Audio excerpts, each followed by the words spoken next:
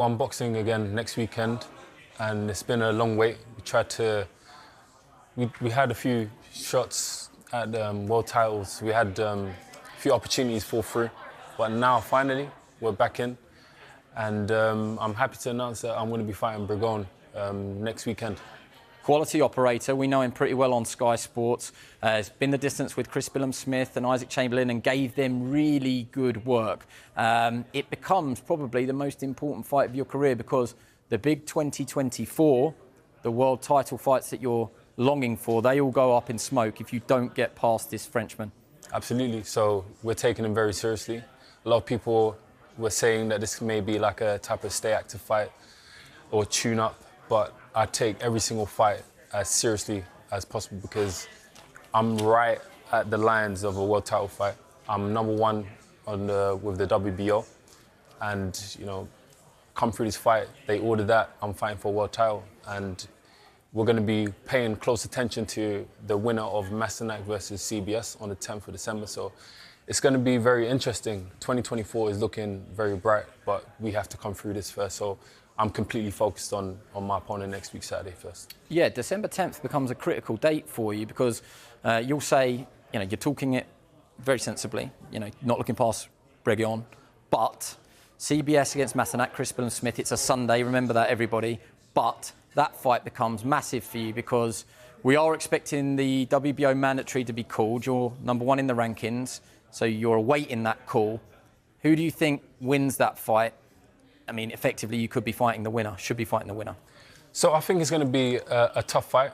I've seen some interviews with Matthias Masternak, and he seems he's pretty on it. He's pretty on it. He was quite emotional in one interview that I saw, and this is what he wants. This is what he dreamed of throughout his whole career, and he's got a chance now to grab that title. So CBS, he has to make sure that he's on point. I know CBS is going to be up for it because he understands that there's big opportunities for him as well to fight against me, and Okolie obviously is scheduled to rematch him also. And there's a lot of money to make, and that's the aim of the game. We're prize fighters, so it's going to be a very interesting fight. But I'm leaning towards CBS to come through. It would be a rematch if it was CBS. We know Lawrence Okolie's in the mix as well. If you have to fight him, he's contracted to fight CBS. That's a massive all-London fight. Any of them can get it. I don't have no problem with that. 2024, I've actually signed to fight both of them. I've signed to fight all of them. So whoever wants it first, they can get it. They can just queue up. I want that title first, and we could just mix it.